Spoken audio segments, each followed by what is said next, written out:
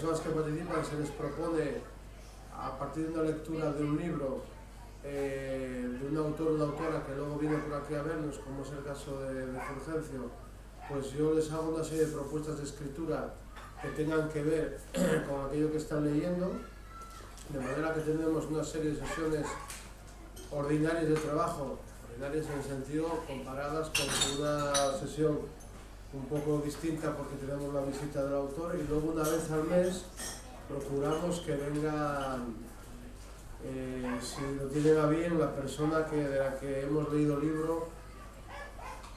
De momento nos movemos en el ámbito de Asturias, porque Asturias afortunadamente tiene un ecosistema muy rico desde el punto de vista literario, y yo creo que cada vez los más. Lo mismo pueden ser autores como el caso de Fulgencio, como también editores o editoras, que también llegará en su momento, será así, ¿no? Pues el año pasado empezamos por estas fechas, a finales de septiembre más bien, estuvimos hasta junio, y ahora pues tenemos el gustazo de empezar con Fulgencio y Las noches de luna rota, que es su última novela, que es el motivo principal alrededor del que va a girar la charla. Siempre hablar de un libro en concreto nos permite hablar de cuestiones también más genéricas de la literatura y de la escritura que os puedan interesar. Yo creo que aquí no va a ser necesario que presente a Fulgencio. Si tuviésemos un acto en Stuttgart o algo así, no, igual sabían todos quién era Fulgencio, seguro que no sabían quién era yo, pero Fulgencio sí. Entonces vamos a empezar con la conversación abierta. Ya sabéis que yo he proponiéndole cuestiones a Fulgencio, pero en cualquier momento que queráis intervenir, pues aprovechadlo, por favor, porque una de las razones principales de traer al autor o la autora que habéis leído es aprovechar tardes como estas. Hemos tenido el año pasado la ocasión de tener una serie de tardes agradables hablando de literatura y aprendiendo de las personas que vienen, y por mi parte y por la parte de Miguel y de Eva estamos dispuestos a seguir haciéndolo, ¿no? Entonces, bueno, nada más. Por empezar por algún lado, es decir, la novela de Fulgencio es una novela que es fiel, digamos, a un mundo que él ya tiene muy codificado y que le ha servido para desarrollar muchas historias, pero a la vez era un tema que surgía cuando estuvimos juntos en el Club de Prensa Asturiana antes de verano, pero a la vez, tú ya has dicho muchas veces, y no es que lo digas, sino que tratas de demostrarlo libro a libro, buscas desde el punto de vista formal y de la escritura cosas que te reten a ti, ¿no? Es decir, no repetir desde el punto de vista de la estructura un esquema, ¿no? Entonces, me llama, bueno, no es que me llama la atención, pero me gusta esa manera de combinar algo que ya está metida en tu tradición, porque es un terreno que conoces, con retos que tú te vas planteando, aunque la propia historia te va planteando, ¿no? Y en este caso, es una construcción de una novela en la que para mí tiene la gran virtud de que es capaz de hacer desarrollar la historia que se cuenta a través de los diálogos de los personajes que van apareciendo, ¿no? Es decir, cómo los diálogos le sirven a Fulgencio, lo que sirve a Fulgencio para desarrollar la historia, que no es tan habitual, aunque se haya dado en otras ocasiones en narrativa, ¿no? Es algo que lo identificamos más con el teatro, ¿no? Pero es verdad que se han dado casos, ¿no? Estaba pensando, por ejemplo, en una novela, no sé si la leíste, de hace años, de José María Belbenzo, se llama Un peso en el mundo. Sí. Que es una larga conversación de principio a fin, pero es una conversación más estática. Es lo que yo diría una conversación de una tarde, un par de días, es decir, digamos que ahí el centro es la conversación. Y yo creo que en tu novela la conversación es importante, pero a la vez provoca narración,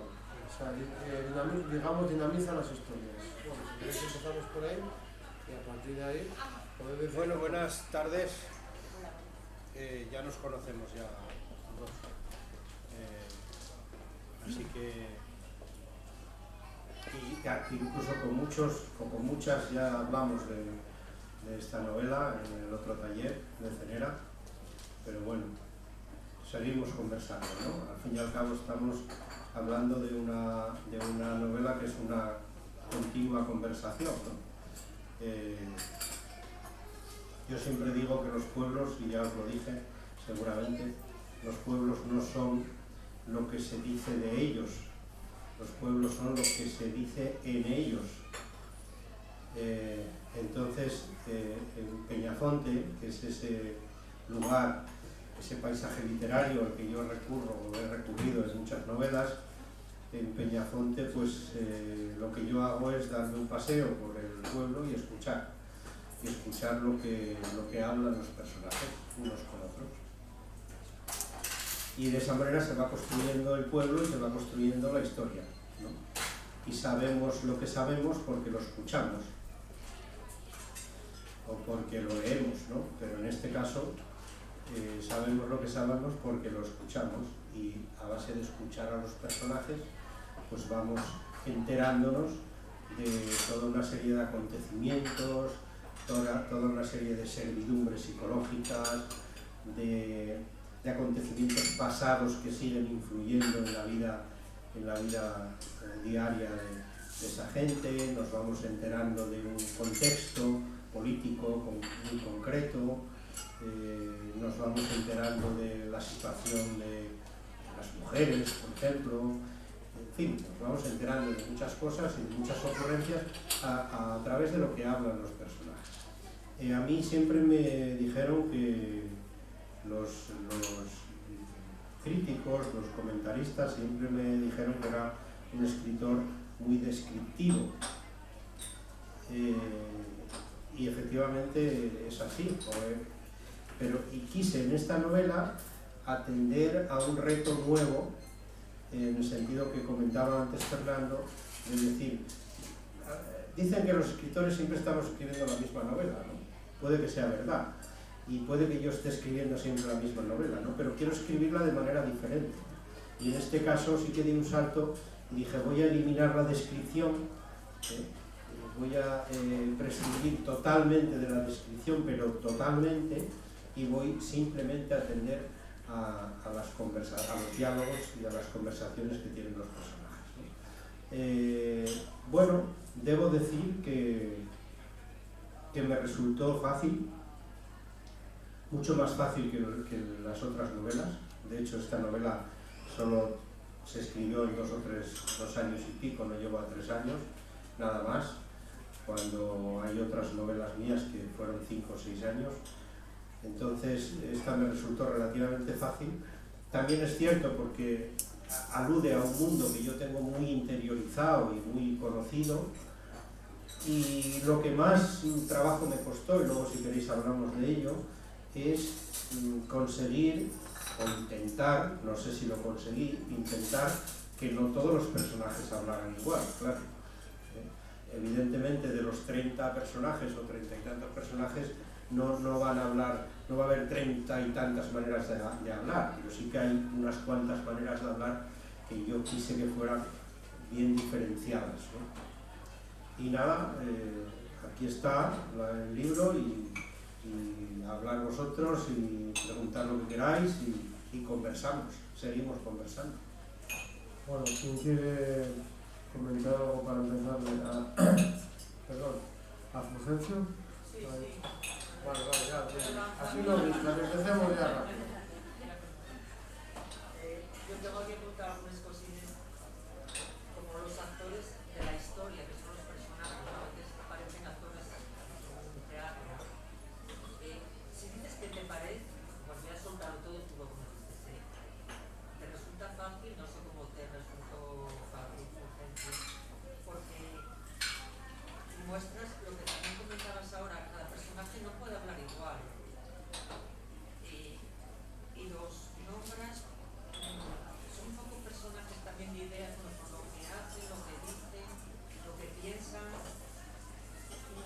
cómo hablan.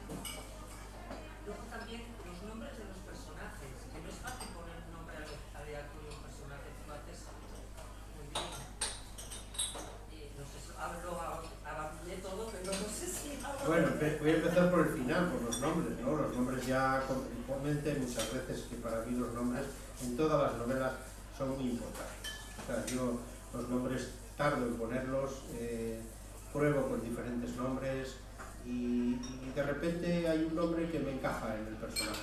No sé bien por qué, pero me encaja, ¿no? Entonces yo creo que no tenemos nombres, son los nombres los que nos tienen a nosotros, ¿no? Y yo tengo la experiencia mía, ¿no? Llamándome Fulgencio, pues como podéis imaginar, en el colegio pues se reían del nombre, hacían, bueno, burla, suele pasar en los colegios con los nombres de este tipo, y entonces yo me avergonzaba de mi nombre cuando era pequeño, ¿no? A mí me pusieron este nombre por mi abuelo, le mataron en la guerra y entonces estaba asignado por familia que el primer nieto iba a llamarse como él, ¿no? Y fui yo el primer nieto.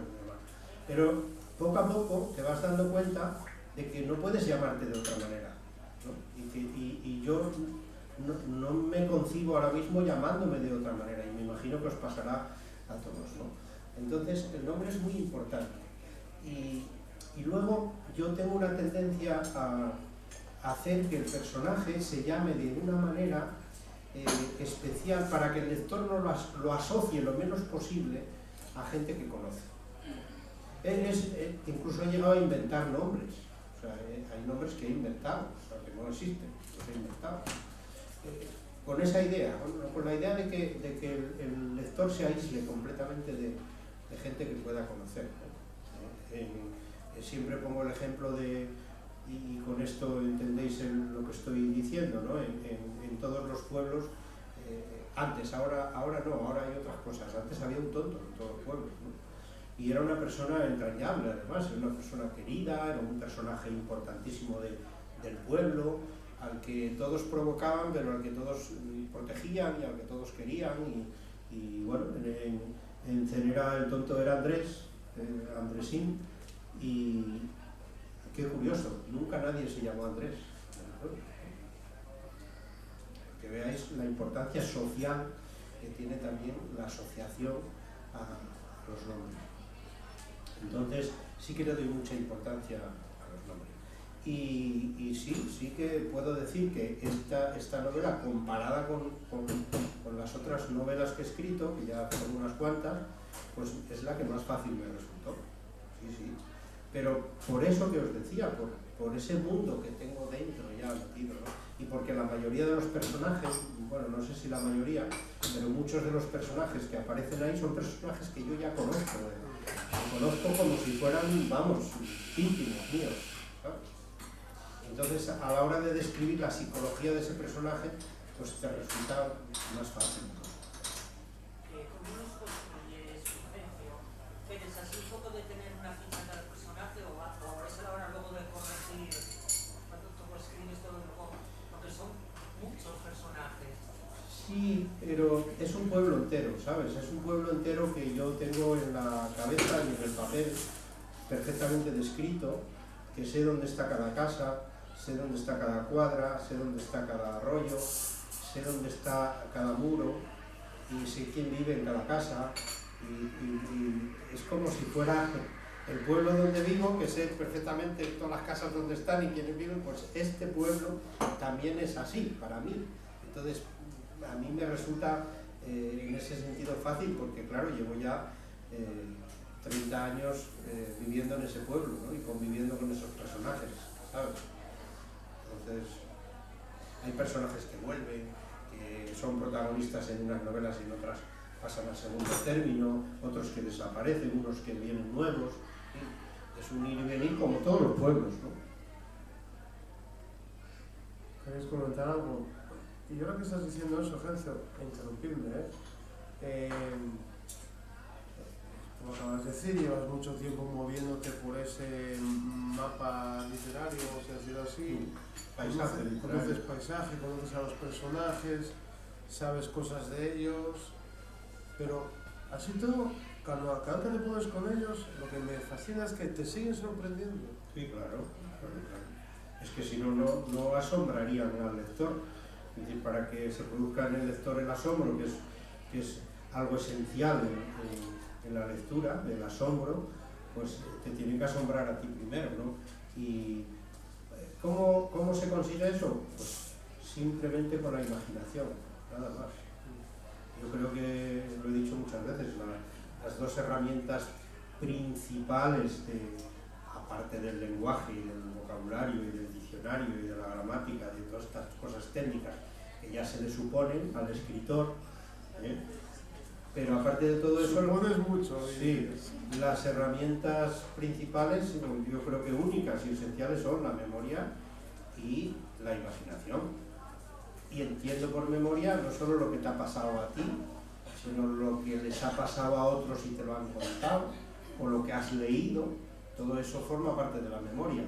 Pues es memoria y es imaginación. Entonces, en esa combinación, que bueno, es un proceso mental que ahí están los psicólogos, y están los psiquiatras, y están los neurólogos, tendrían que ellos explicarnos cómo se produce ese proceso, ¿no? Pero es un proceso que el literato no tiene por qué explicarse, y ni el lector tampoco, ¿no? Pero está claro que se produce esa combinación de memoria y de imaginación, y hay gente que es muy imaginativa, gente que es menos, gente que la memoria tiene un peso mucho más importante, en otros escritores la imaginación tiene más peso, ¿sí? Pero en esa combinación está el juego de la literatura.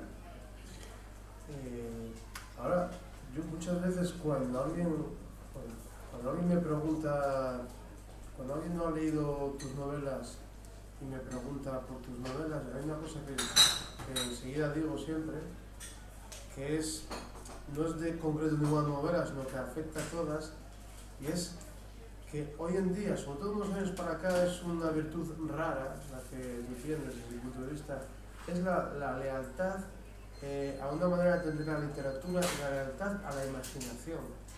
Y más en unos tiempos, yo creo que es una burbuja que está empezando a desinflarse, en que en los últimos años parecía que la imaginación estaba en descrédito entre los novelistas y entre los narradores, ¿no?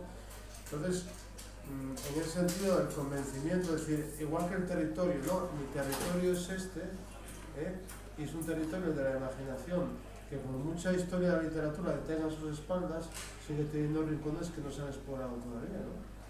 Claro, y fíjate, eso que estás diciendo, como decía antes, a cada novela que me enfrento, pues me propongo un reto, digamos, descriptivo, un reto de la manera de contar. La novela que tengo casi terminada es una novela que está basada en la memoria, exclusivamente en mi memoria, desde que tenía, con 4 años más o menos, hasta que sube Hombre a la Luna, que yo tengo 14 años, en el 69. Entonces son esos años, y el reto es que cómo puedo construir una novela muy imaginativa a partir de mi biografía. O sea, lo que nunca se me ocurriría es escribir mi biografía, la novela mi vida, eso no se me va a ocurrir. Y es algo que recomiendo a la gente cuando dice, bueno, sí, yo tengo una historia, a lo mejor es interesante una novela. La novela es ficción,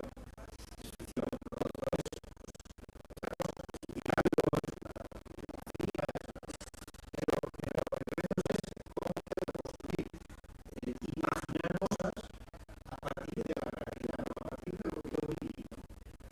Entonces, así todo, pues como puede haber muchas semejanzas, lo que hago en este caso es que no hay nombres. Hay muchísimos personajes y no hay un solo nombre. Otro reto que me pongo. Hay una novela que termina de poco de Thomas Wolfe, no Tom Wolfe, Thomas Wolfe, que es No puedo volver a casa, que es el escribe una novela sobre su vida, y lo hace tan real y tan real y tan cosa que no puedo volver a casa. Entonces yo no Eso te sirvió de advertencia. sí, Te sirvió de advertencia. Sí. entonces no hay nombres. Probablemente la gente de mi generación que vivió conmigo en Cenera, pues probablemente identifique no digo a muchas personas, sí, pero sí muchas cosas y muchos acontecimientos, pero es lo que hablábamos, es la imaginación puesta a trabajar a tope a partir de la memoria, ¿no? A partir de la memoria. Y donde hay huecos, donde la memoria tiene huecos, que tiene muchísimos, pues está la imaginación para suplirlo, ¿no? Cosas que le queráis comentar a Agencia. Bueno, voy a hacer una cocina sobre cuando estás leyendo y llegas a Manantial, ahí, no sé, me recordaba poesía, Agencia. Manantial, que sí, lo estás leyendo y de repente, pues, tú fíjate en ese manantial que habla, hay quien habla, Caparina. Caparina es un poco poesía, ¿no? Caparina es mi alter ego. Caparina es el personaje que sale en, pues mira, sale en Letanías de lluvia, sale en Un encuentro de mi cara en el espejo, sale en El Palacio Azul de los Ingenieros Belgas, sale en esta novela, sale en esta otra de la infancia, también sale Caparina, que ya es muy mayor y anda por los pueblos tocando el violín. O sea, y también salen unos cuentos que tienen secretaria, sí, escritos en asturiano. eso es, en el Sele Marmullar un Bigulín. Sí, es verdad. O sea, es un personaje que está ahí, que me persigue y está ahí. Y está ahí. Pero, a ver, Caparina es universitario, Caparina es revolucionario, Caparina es idealista, entonces su manera de hablar se corresponde con eso, ¿no? Pero dices lo de la poesía, ¿no? Es que la literatura es eso.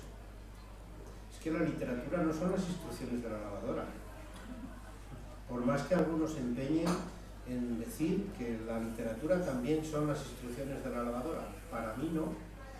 Para mí la literatura es otra cosa, que tiene que ver con la poesía.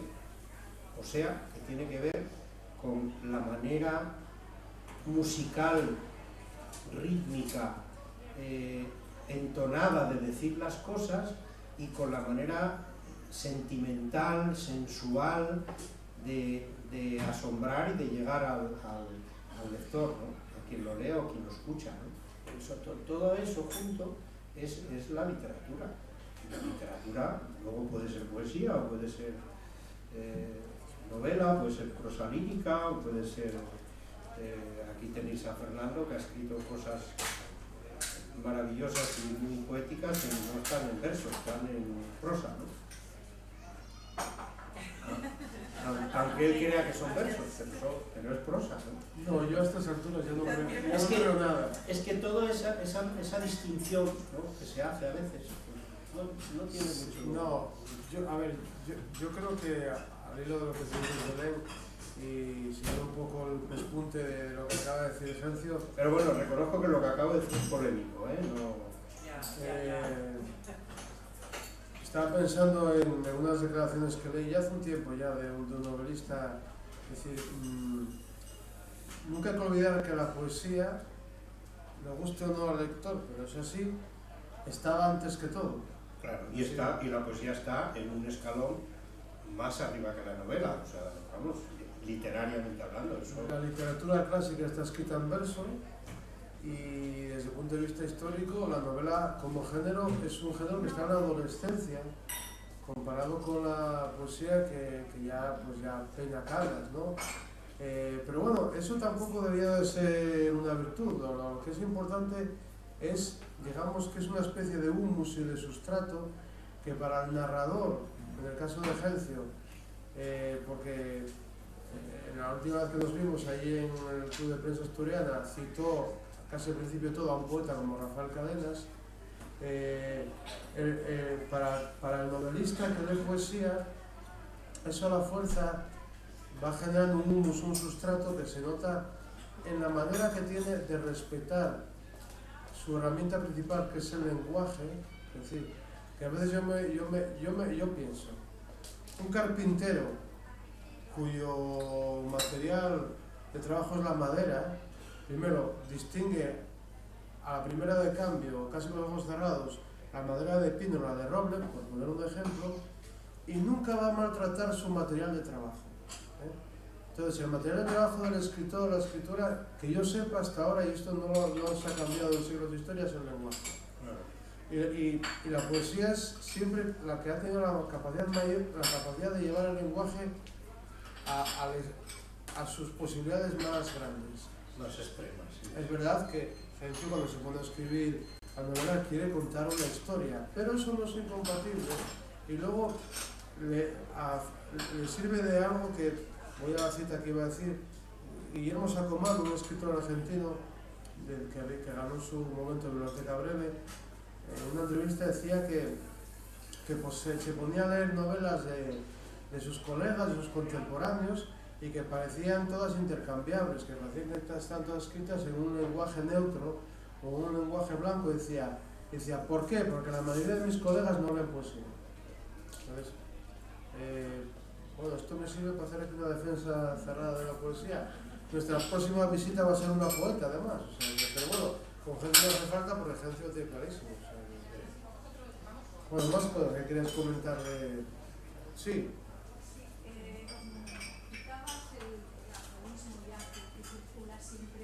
Que un escritor, un novelista, siempre está escribiendo la misma novela, ¿no? Sin embargo, yo, en mi experiencia como lectora, siempre estoy leyendo novelas distintas, aún de la misma autoría, e incluso la misma novela si la vuelvo a leer. Si la releo, en buena medida estoy leyendo otra novela. Me pregunto si su experiencia como lector, además de la de escritor, reproduce eso. ¿Usted lee siempre la misma novela? Incluso de las suyas. Incluso, como tú dices, una misma novela. Yo, la novela que más veces he leído es Pedro Páramo, y cada vez que la leo es una novela distinta, ¿no? Pero eso es el lector. Pero el escritor es diferente, porque el escritor, la novela forma parte de un mundo interior que lleva dentro, y salvo que sea un escritor, ¿cómo lo voy a decir?, que trabaje como escritor, como si el escribir fuera pues un oficio, ¿no?, como otro cualquiera, entonces tiene que producir una serie de novelas. Pero bueno, incluso así, porque Corín Tellado escribía siempre la misma novela. Corín Tellado escribía siempre la misma novela, tenía un mundo dentro y iba reproduciendo esa novela de Julio Verne. Escribía siempre la misma novela. Quiero decir, si vas mirando, García Márquez escribía siempre la misma novela. Él mismo lo decía, que escribía siempre la misma novela. A eso me refiero.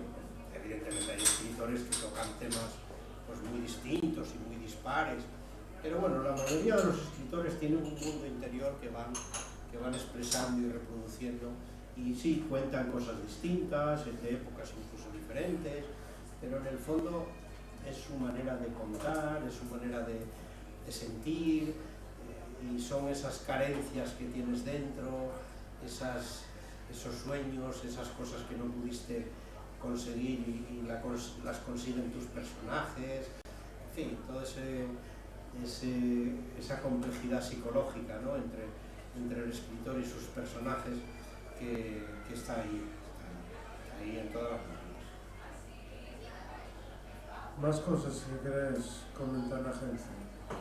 Bueno, mientras lo pensáis, yendo al caso concreto de Noche Segunda Roza y a la manera en que está estructurada la novela.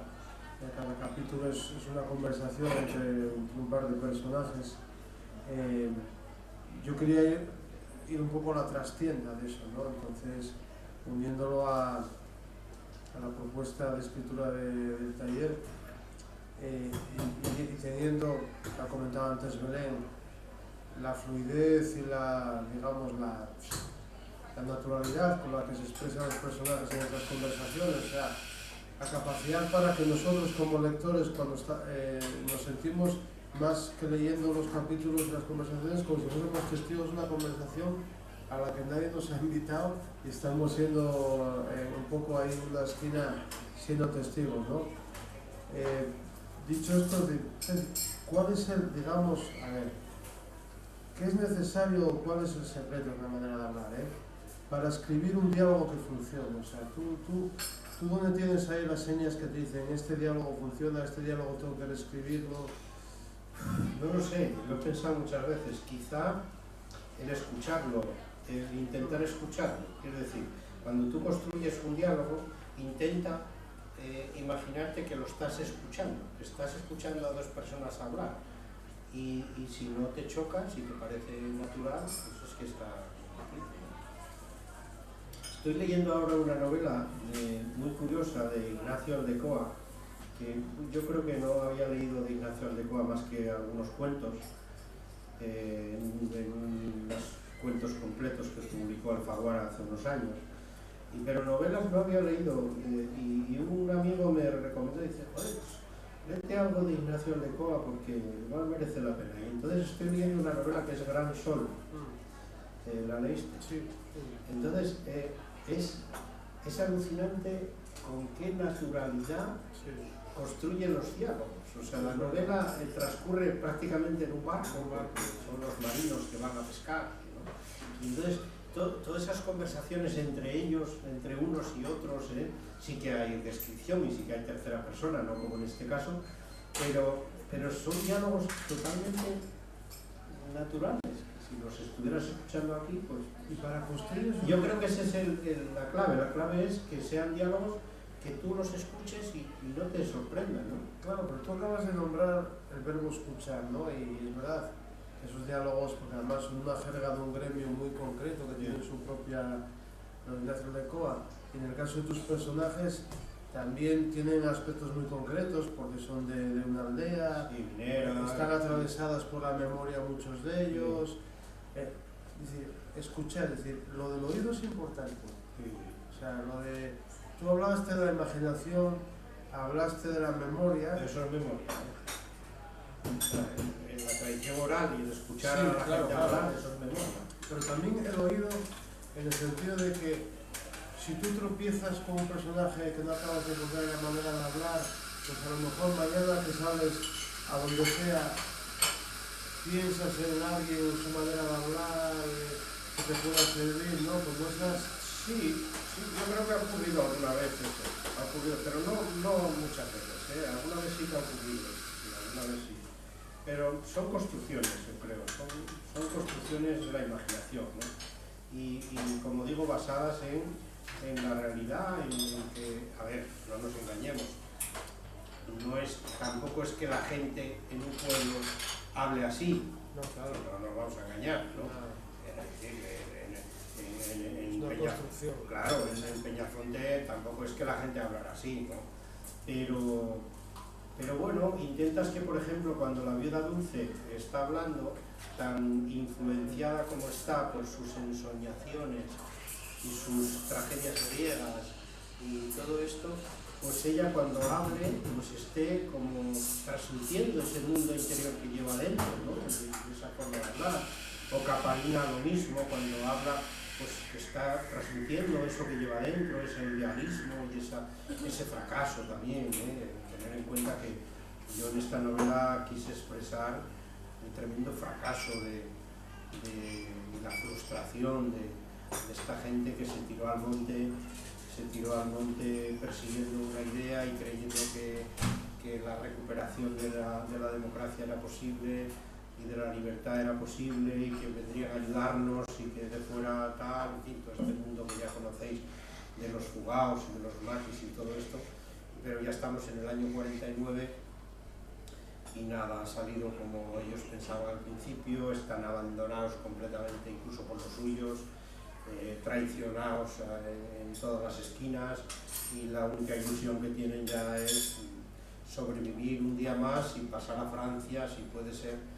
Que dice, bueno, pues pasar a Francia, que hubieran pasado a Francia, ¿no? Pero es que era muy complejo porque por cada sitio que pasaba había delatores y había, en fin, y quise reflejar también esa tremenda frustración de esta gente, ¿no? Que es la frustración también de, bueno, pues de toda una generación también, ¿no? Con la llegada de la dictadura, ¿no? yo quise que estuviera ahí presente. Entonces, cuando hablan, expresan eso, expresan ese sentimiento, esa frustración, ese sentir. Y entonces por eso nos resulta creíble, nos resulta natural. Porque en el fondo están expresando algo Claro, es que interesante, podemos claro. sentir todos, ¿no? Es interesante eso que dices, que a veces no lo pensamos, como un sentimiento, una actitud, una pesadumbre en la memoria modifica nuestro discurso incluso a la hora de hablar, incluso el registro, la voz, las reacciones, ¿no? Sí, ahí está la clave, ¿no? Y como eso lo sabemos y como eso lo sentimos, nos identificamos. Por eso nos identificamos. Podemos identificarnos dentro de esta novela con mucha gente muy diferente y que está viviendo situaciones muy distintas, pero nos identificamos. ¿Por qué? Porque están hablando desde el sentimiento. Yo siempre digo que la literatura, por lo menos la que a mí me gusta leer y encontrar y por lo tanto también reproducir, es la literatura de los sentimientos. Hay otras literaturas que no son de los sentimientos. Hay literaturas que son específicamente de la acción. Que no, hay novelas que no entran en la psicología de los personajes, ¿no? Sabemos cómo visten o si tienen bigote o si fuman en pipa, pero no sabemos lo que piensan o lo que sienten, ¿no? Sí sabemos lo que hacen y lo que ocurre a su alrededor. Es un poco la literatura de la acción, ¿no? De la acción pura y dura, sin nada más, ¿no? O sea, que hay otras literaturas. Más cosas que quieras comentarle a... Quería Sí. comentarte una cosa, una percepción muy personal, ¿eh? Cuando empecé a leer, algunos de los diálogos extensos funcionan como narración sola. Es probable que yo haya tenido que trampear un poco para que el lector no se pierda y para que el lector esté al tanto de la acción, pues a veces he tenido que convertir a un personaje, cuando está hablando, en narrador, ¿vale? Eso he tenido que hacerlo porque si no el lector está dándole vueltas a la misma conversación y no sabe lo que está pasando, ¿no? Entonces sí que es verdad que hay veces que utilizo algún diálogo para dar cuenta al lector de cosas, ¿no? Para mí, desde mi punto de vista, conseguido. Bueno, y aparte, al hilo de eso que dice Marisa, es una cosa que los capítulos funcionan como pequeñas piezas teatrales, pero a veces alguien puede pensar, como decía Marisa, como pequeños relatos, pero en el fondo, aunque hace tiempo, por lo menos de cara a la edición, que no hemos leído relatos tuyos, aunque os has publicado, pero en el fondo los novelistas tenéis como ese rum que ya viene del Quijote, porque en realidad el Quijote es una novela que es un entramado de historias. Sí. O sea, que tú lees el Quijote, obviamente tiene una idea muy poderosa, claro, es el Quijote, ¿no?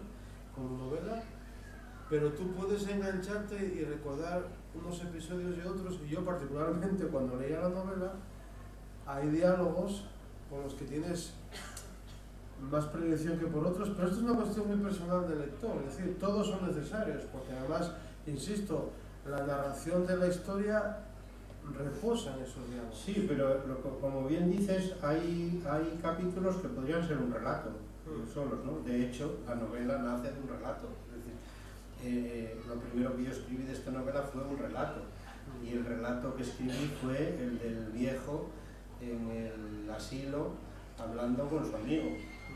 Eso era un relato, yo solo. Y a partir de ahí, pues escribí otro que fue el de La viuda dulce con Delmiro, con su amante, que también podría ser un relato, solo, ¿no? Y a partir de ahí dije, joder, pues voy a seguir y así nació la novela. Creo que es el momento de complicarme la vida un poco más. Y luego tenía dudas de hecho yo creo que Sandra, la editora, me sugirió algún cambio y le hice caso. Tenía dudas sobre con qué relato empezar la novela, porque podía empezar con algún otro, ¿no? Es curioso eso. Y yo tenía, la mía, o sea, la idea mía era empezar con el primero que escribí, que fue el del asilo. Y sin embargo ella me sugirió empezar con el de la viuda dulce. Eso es curioso, porque la estructura de la novela te propone una linealidad, pero que es relativa. Es decir, Sí, que es tú- relativa, sí, pero la hay. No, relativa en el sentido de que podría ser. Hay una crónica de No, eso. pero es relativa en el sentido de que podría ser otra. Sí, Claro, claro. eso forma parte de ese juego que tiene que hacer guiños a los libros de relatos, ¿no? Bueno, más cosas que quieras comentar, sigas Agencio. Los nombres de tus novelas son siempre unos nombres como muy exquisitos. Los muy títulos, poéticos. dices. Los títulos, perdón. Los nombres, no, los títulos Ah, los de tus títulos. novelas. Siempre son, no sé, como muy evocadores, muy poéticos. ¿Le das importancia o mucha Mucha. importancia al título? Tanta le doy, que a veces termino la novela y no sé qué título poner. Por ejemplo, esta que digo que tengo casi terminada, todavía estoy dándole vueltas ahí a un montón de títulos. Un montón. Sí, a un montón de títulos. Me apetece hasta hacer una encuesta a veces. Porque todos me gustan. Entonces, por ejemplo, uno de los que tengo propuestos para la novela es Un hálito de ti rozó mi hombro. Me gusta. Un hálito de ti, rojo mi hombro. Rozó mi hombro. Ah, rozó. Un hálito de ti rozó mi hombro. Otro es 32 luciérnagas de honor y un hombre equivocado. Ese título es muy poco tuyo, el segundo, Igual está bien porque no me lo esperaría. Bueno, en fin, que es un problema que tengo. Sobre todo en las 32, ¿no? De hecho, el Palacio Azul de los ingenieros belgas, como lo pasé tan mal con Letanías de lluvia y con Los clamores de la tierra, que tenía terminadas las novelas y no sabía qué títulos ponerle, pues entonces con el Palacio Azul dije, lo primero que voy a escribir es esto. Y por eso, si recordáis, los que lo habéis leído, en la primera página hay un montón de títulos. Sí. Es el Palacio Azul de los ingenieros belgas, o el otoño de la Casa de los Sauces, que luego fue otro título, o tal. Hay un montón de títulos puestos ahí en la primera página, que son todos los que barajé para poner eso. Y yo creo que es importante el título. Y más importante ahora que nunca. Más importante ahora donde estamos en la era de los titulares y la era de la primera impresión, la era de la primera imagen y la era de que parece que todo nos entra, ¿verdad? Es importante el título y es importante la portada. Sí que es importante. Para mí lo es. Y creo que lo es. Que todos a veces nos hemos acercado a una novela con el título. ¿Sabes qué me gusta a mí? Cuando estoy leyendo un libro y aparece el título del libro en el texto, Sí, digo, aquí está el título. sí. Y en un momento muy determinado, eso como lector no se mola, Sí, pero eso es trampa, ¿eh? Es trampa. Por ejemplo, en este el título le puse al final y entonces volví a buscar en qué sitios podía meter el título, ¿sabes? Claro, así. Bueno, A ver, de todas formas el título hace alusión muy clara a esa noche en la que están sumidos los maquis, ¿no? Esa noche perenne casi, ¿no? Y esa luna que es la esperanza, la luz, y de repente pues viene una nube y la parte por la mitad y la rompe, ¿no? Y ellos lo ven y lo hacen así, es una imagen, ¿no? Bueno, no. Ah, sí, si no, tira. Que yo la idea que tengo de los títulos, de los que voy leyendo curiosidades,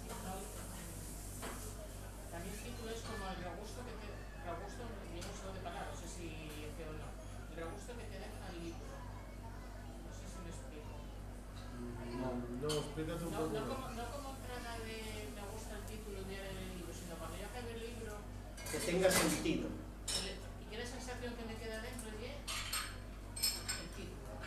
Bueno, yo, Juan Cruz, O lo que a mí me evoca el título que me pusiste dentro de la novela. Juan Cruz me decía, cuando yo me debatía con Alfaguara con los títulos de Los Caramos de la Tierra y Letanías de Lluvia, que creo que son los títulos acertados, que responden a las novelas, pero él me decía siempre que el título no tiene por qué tener nada que ver con la novela. Que él decía eso, y decía que el título tiene que contar una historia.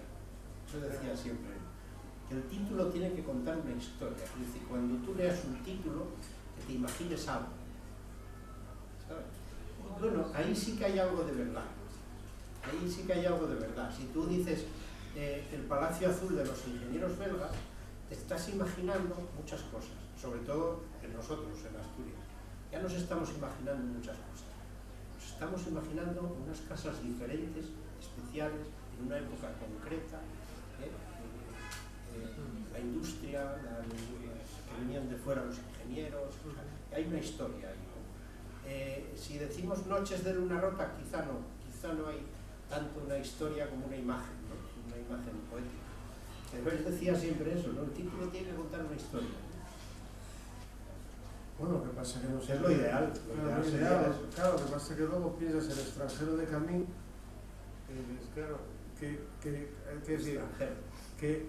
a veces en esa época era muy típico poner los títulos muy cortos, sí, es decir, la náusea, o sea, pero en ese tipo de conversaciones que mantenemos y que estamos de acuerdo, todo lo que estáis diciendo, que yo estoy de acuerdo con ello, podríamos hablar también, y si queréis hablamos, que en Fulgencio se nota mucho.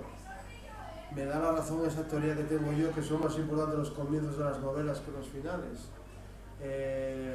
Y que siempre dicen los asesores, los editores, que sea un comienzo, que el comienzo te atrape, y luego hay obras maestras que el comienzo son anodinos. Sí, es verdad.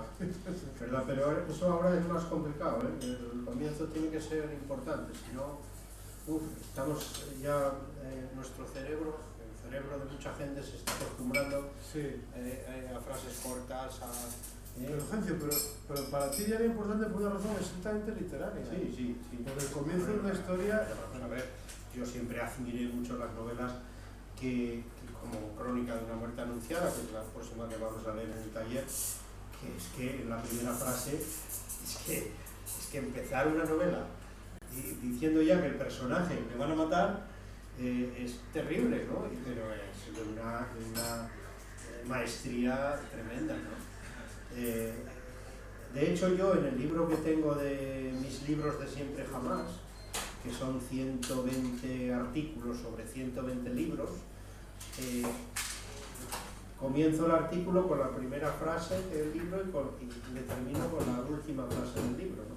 Entonces, en esos 120 libros que comento, se ve cómo empieza y cómo acaba. Fíjate si le doy importancia a esto, ¿no? Y también hay un personaje de mi novela Recuerdos de algún vivir, hay un personaje que tiene la manía de entrar en las librerías y coger los libros y leer la primera frase y la última, y lo deja.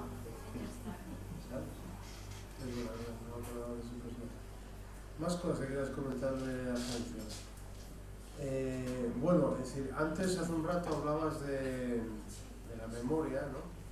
Y cómo esta novela está muy presente, pero aunque lo que voy a decir no deja de ser casi solemnizar lo obvio, pero sí me gustaría decirlo. Es decir, yo creo que hay casos de escritores, como es tu caso, que logras o llegas al punto de que la memoria, podríamos poner en la lista más autores y autoras, casi podríamos denominarla como un género literario, casi, en el sentido de que es un elemento que atraviesa como una especie de atmósfera, de aire, de razón moral también, de razón ética, me gusta más que moral, pero yo creo que sin excepción, lo que es importante en tu caso, y en los casos que yo creo que desde el punto de vista literario son más de admirar, es que no lo utilizas de una manera, ¿cómo decirlo?, ni panfletaria, es decir, siempre te preocupas de que la literatura esté siempre por delante. En eso tengo un maestro que es Luis Mateo Díaz, él dice que somos que somos escritores de la tierra. Y es verdad, es verdad. Yo nunca he utilizado como el hecho de nuestro paisaje, de nuestra historia, de nuestras circunstancias concretas como una bandera de nada. Es más, yo soy antilocalista, ¿no? Eso de los localismos lo llevo muy mal, ¿no? Eso y fíjate, la literatura es eso, la literatura es ir desde lo local a lo universal, ¿no? Y a través de lo local llegar a lo universal. Pero yo los localismos es algo que me pone de mala leche, ¿no? En fin, no vamos a entrar aquí ahora en el tema nuestro de nuestro localismo excesivo que tenemos.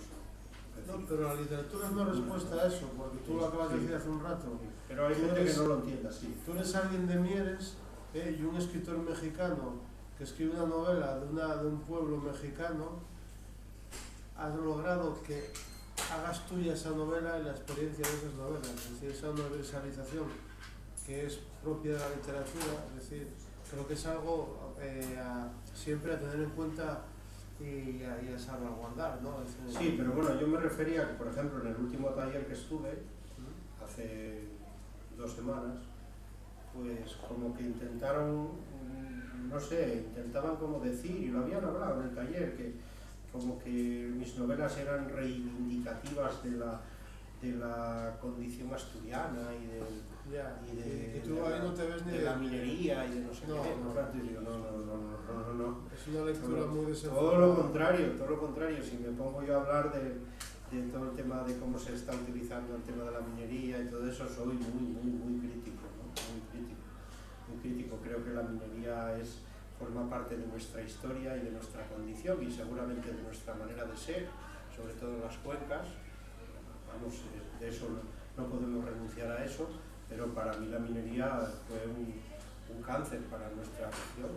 No fue algo bueno, fue algo malo, porque un trabajo donde se moría la gente de la manera que se moría y donde enfermaba la gente de la manera que enfermaba y donde había aquellas condiciones de trabajo y de vida, ¿cómo va a ser algo bueno? No puede ser, ¿no? Es como si, no sé, como si alguien reivindica la esclavitud o una cosa así, ¿no?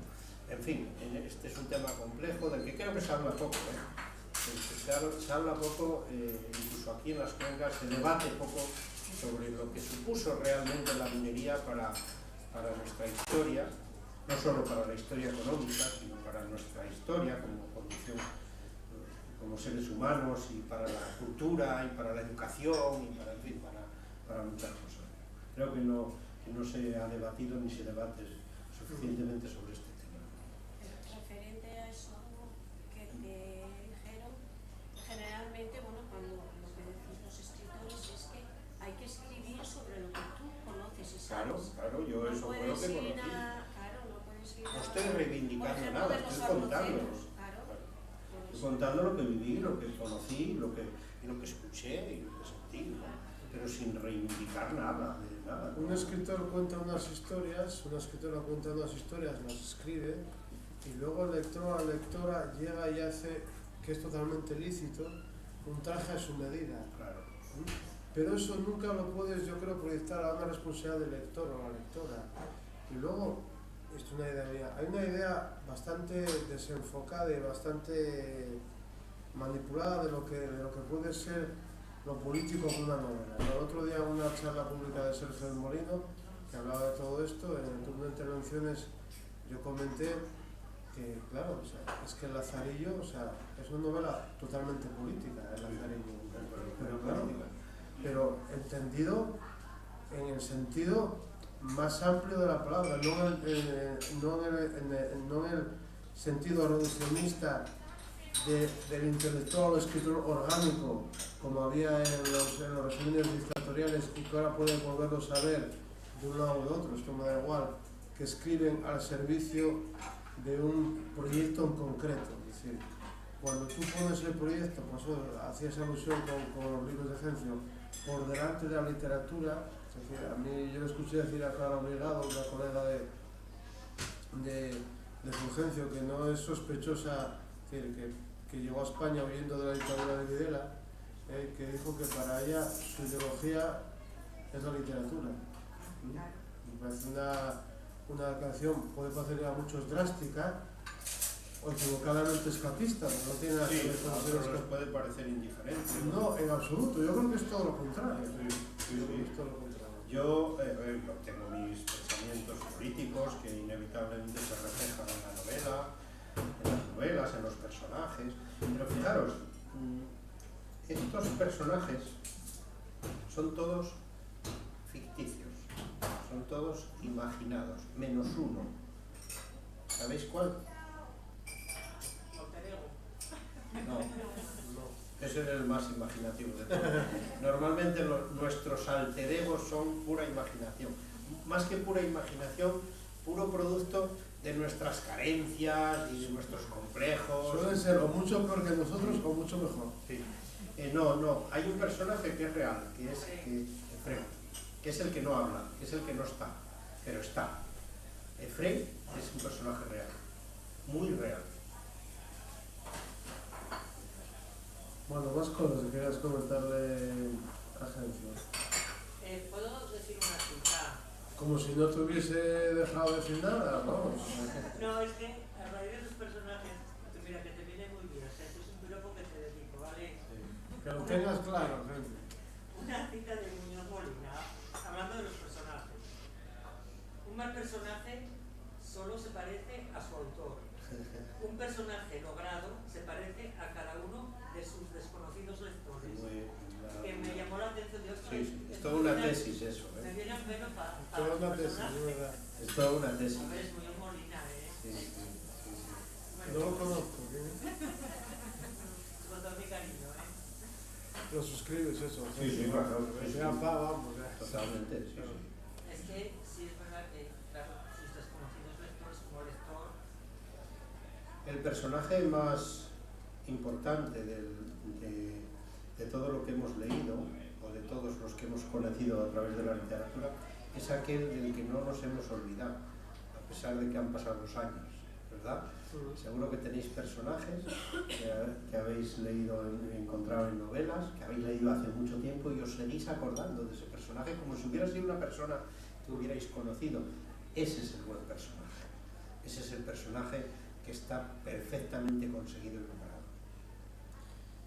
Sí, esa es también la prueba del 9 de que el escritor ha logrado lo que quería. Es decir, porque claro, en tu caso, claro, porque obviamente hay muchos tipos de novelistas y hay novelistas, tú antes hacías una breve enumeración de literaturas y de novelas, pero en tu caso, es decir, entre las notaciones que tenía aquí, la importancia de los personajes, es decir, o sea, a veces tengo la sensación de que las novelas en tu caso empiezan cuando encuentras a esos personajes que son los que te van a decir, mira, pues ahora vas a escribir sobre mí. Sí, primero, bueno, lo he dicho muchas veces, ¿no? Yo primero, pues, la primera fase es la fase de las ideas, la segunda fase es la fase de la localización geográfica y el momento histórico, y la tercera son los personajes. Son los personajes, qué personajes voy a utilizar para llevar a cabo y expresar estas ideas, cuántos van a ser, o por lo menos los principales, darles vueltas, componerlos, caracterizarlos, dotarlos de una psicología, dotarlos de una memoria, de una historia, de un sentimiento, y a partir de ahí empiezas a escribir, o empiezo a escribir, y van saliendo las cosas, van ocurriendo cosas, pero no, en mi caso no hay una planificación previa de argumento, porque para mí el argumento es lo menos importante. Cuidado, es importante, pero es lo menos importante. Para mí de una novela, hay novelas, conocéis muchas novelas que solo tienen argumento, es decir, que bueno, por eso son novelas que nunca vais a leer por segunda vez. Las leéis una vez y ya no necesitamos leerlas más, porque ya sabemos lo que pasa, ¿no? Esas novelas pues ocupan un espacio importante también en la literatura, pueden ser literatura también, y de hecho lo son en muchos casos. Hay grandes novelas como 1984 o no sé, Un mundo feliz, que son novelas de argumento, es decir, y el argumento tiene un peso tremendo, ¿no? Pero no son las novelas que a mí me interesan más. Me interesan más, como decía Fernando antes, la novela que yo la abro por cualquier sitio, leo y tiene sentido lo que estoy leyendo, aunque no sepa de qué va el argumento. Es un poco lo que por eso me gusta mucho Faulkner, o por eso me gusta pues, todos estos escritores que no dan tanta importancia al argumento, ¿no? Sino a la atmósfera, a crear una atmósfera, a describir la psicología de los personajes. Aquí tenía apuntado una nómina citada por ti. Son todos chavales que están empezando a escribir: Stendhal, Tolstoy, Balzac, Dickens, Dostoyevsky, Rulfo. Claro, es que vamos, alguien que quiera escribir tiene que conocer a todos esos escritores y tiene que haber leído por lo menos las 3 o 4 novelas principales de estos autores, ¿no? Y una cuestión, Gencio, tú has escrito novelas que pueden considerarse, no vamos a entrar en esa discusión, aunque podría ser interesante, ¿no? Históricas. Sí, no es una discusión, No, digo porque yo creo que es un género, esto es una opinión mía, que desde el punto de vista de su salud editorial, el género se ha deteriorado mucho. Sí. Está, ya se llama a cualquier cosa novela histórica. Sí, es verdad. Sí. Entonces, y en tu caso no es así. Sé que estás ahora metido en esos berenjenales.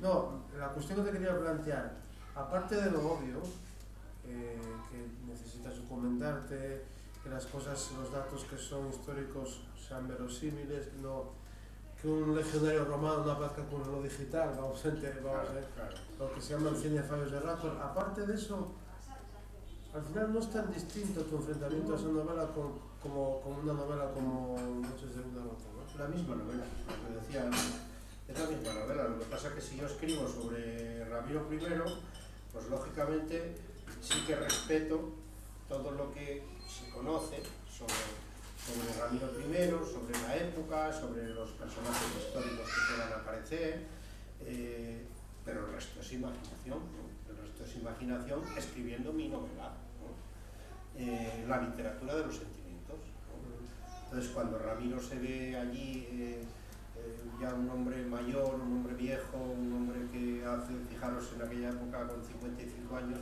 pues ya era un hombre muy viejo, ¿no? Y de repente se ve rey de aquel pequeño reino, pero un reino en definitiva, ¿no? Pues es un hombre pues muy temeroso y muy miedoso con muchas dudas, ¿no? Y eso es el sentimiento que yo expreso y es el que podemos tener ahora, ¿no? Ahora mismo. Entonces sí que yo considero novela histórica aquella que respeta la historia. Eso no quiere decir que lo que cuenta el novelista haya ocurrido, ¿no?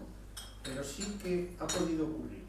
Es decir, lo de la credibilidad, ¿no? O sea, yo si estoy escribiendo ahora sobre Alfonso II, yo estoy leyendo absolutamente todo lo que hay escrito por historiadores, por expertos, por medievalistas sobre Alfonso II. No solo sobre Alfonso II, sino sobre Carlomagno, sobre la religión en ese momento, sobre cómo estaban los reinos en ese momento, qué estaba pasando en Al-Ándalus.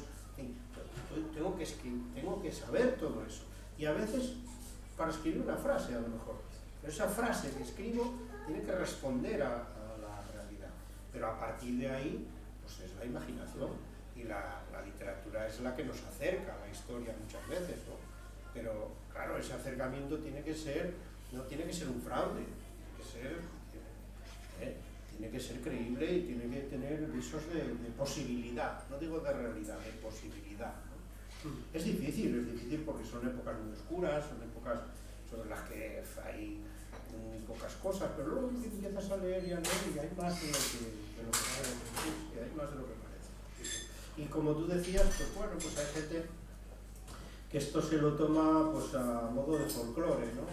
Sí, novelas sobre Pelayo, que sigue siendo el caudillo que libera no sé qué y no sé cuánto, y estas cosas, y las batallas de miles y miles de soldados y todo eso. La historia sabe que eso no era así, ¿no?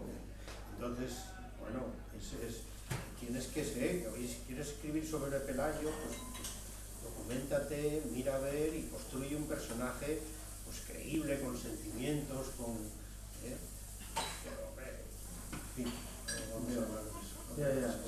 Pero bueno, todo tiene su contexto, todo tiene su público y todo tiene, oye, pues y todo tiene cabida, o sea, yo no tengo nada que... Yo esto digo yo incluso hasta la mala literatura. Yo he leído a Martín Vigil, ¿no? En mi adolescencia, me chupaba todas las novelas de Martín Vigil, ¿no? Bueno, pero eras adolescente. Sí, claro. El problema es... Pero bueno, el tema es que también a la vez leía a Dickens y a esto, entonces ya el tema se fue decantando. Bueno, yo creo, si os parece, pues vamos a usar más de... Ah, perdón. Solo una cuestión, porque usted ahora relataba, no sé si es que aportó el ¿Cómo? el presentador, Yo. ahora hacía una serie de referencias de fuentes, no sé si es que usted las cortó, pero me llamó poderosamente la atención que no citó a ninguna sola escritora, todo eran varones. Entonces me interrogo si en sus referencias no entran las... Bueno, entre los, digamos, los novelistas estos inmensos, ¿no? Los novelistas poderosos como Balzac, que eran capaces de escribir 80 y pico, 90 y pico novelas y construir todo un mundo, Dickens o Dostoyevsky o Tolstoy, entre todos estos grandes escritores, por la circunstancia histórica en la que estaba en ese momento la mujer, evidentemente son hombres, ¿no? Pero sí que he descubierto grandísimas escritoras, como Virginia Woolf, por ejemplo, y otras muchas, y de hecho puedo decirte que últimamente no sé por qué leo más escritoras que escritores, quizá porque los escritores ya los conozco más, ¿no? Ahora le comentaba a Fernando una escritora que he descubierto griega, que es María Giordano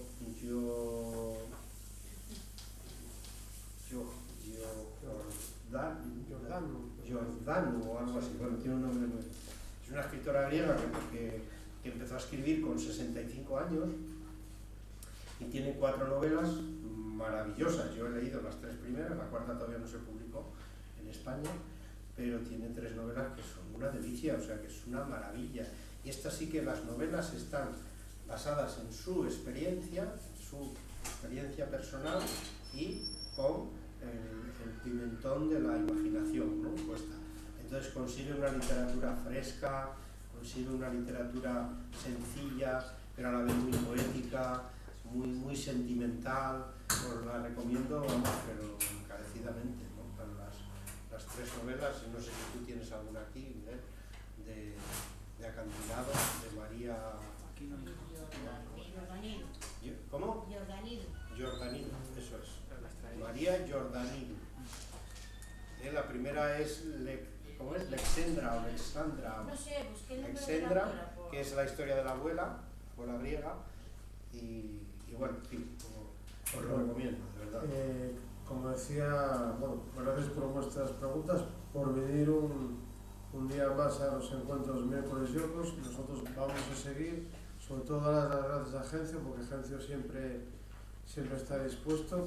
Además, en el caso que a mí me toca particularmente, yo tengo mucho que agradecer a Agencio, porque cuando era joven y verde, como decía Bernardo Chaga, pues se acordó de que existíamos los jóvenes y los que estábamos verdes, y nos... Entonces era joven yo también.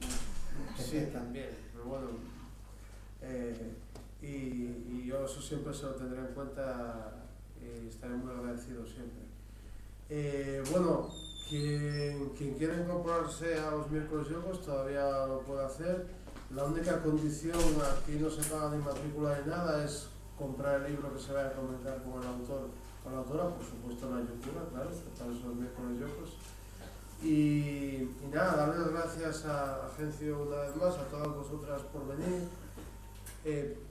Simplemente dejar una última cuestión que siempre pedimos a los autores que nos visitan, pero a hablar un poco del calendario, que ya sabéis que por razones que sería muy larga de explicar, pues nunca es simétrico, siempre es asimétrico. Entonces la próxima sesión también será con una visita, no tendremos por medio ninguna ordinaria, porque El mes de octubre se endiabló un poco en cuanto al calendario, pero va a venir pues una poeta también casualmente mierense como María Abril, que ha ganado, la última ganado el premio Asturias Joven de Poesía. Entonces va a leer y vamos a hablar de su libro, que es el libro que vamos a leer en el taller, Lo que saben los árboles, que es el libro de poemas con el que ha ganado el premio. Entonces el día 25 de octubre, bueno, ya lo recordaremos en carteles y en las redes sociales y demás. El 25 de octubre pues estará aquí María con nosotros a las 7:30, y me gustaría mucho que estuvierais aquí porque los autores y las autoras siempre agradecen este tipo de encuentros. No todos los días se puede hablar de aquello que nos gusta a todos, como es la lectura, pero además casos como de María, que es su segundo libro y que está empezando a dar sus primeros pasos y que está demostrando mucho talento, pues todavía se agradecerá más, ¿no? Y por último, siempre pedimos ciencia a los autores que vienen. Estamos elaborando, que está ahí en la estantería, la biblioteca de los miércoles yocos, compuesta por la obra que leímos del autor, y siempre pedimos que sugieras un libro que para ti haya sido importante en tu Pues biografía. lo tengo muy claro. Ya, no voy a decir el de Pedro Páramo porque ya te han muy dicho, pero voy a decir otro, La Odisea. Pues vamos con la La Odisea. Odisea. Mejor no se puede. Es alucinante. Bueno, nosotros tuvimos la experiencia de leerle en el taller de Serondalla y es alucinante la actualidad que tiene el libro y la cantidad de cosas que se pueden comentar de él y el placer que da leerle en una buena traducción, eso sí, buscar una buena traducción. Sí. Yo quería decir una cosa, bueno, aparte de daros las gracias, por supuesto, y a la Yocura y a Fernando, a mi amigo Fernando, que mañana tenemos aquí en Mieres un acontecimiento también importante, que ya empezó hoy, de hecho hoy a andar, que es la presentación de la exposición de las esculturas de Llonguera, de mi amigo Llonguera, que está allí sentado, que de verdad que merece muchísimo la pena, y ahí os vais a encontrar también con la escultura del sentimiento. Hablábamos de la literatura del sentimiento, y ahí está la escultura del sentimiento, ¿no? Como a través de una escultura, de una imagen, cómo se pueden expresar tantas cosas, ¿no? Y decir tantas cosas. Os lo recomiendo de verdad. Mañana a las 7 estaremos allí presentando la exposición, así que allí os quiero ver. Pues muchas gracias. Ese en el salón de la caja de ahorros, de la... Sí, que seguimos llamando de la caja de ahorros. Sí. Bueno, pues muchas gracias. Si alguien quiere que le firme el libro Gencio, pues supongo que lo tendrá bien. Nos vemos, ¿vale?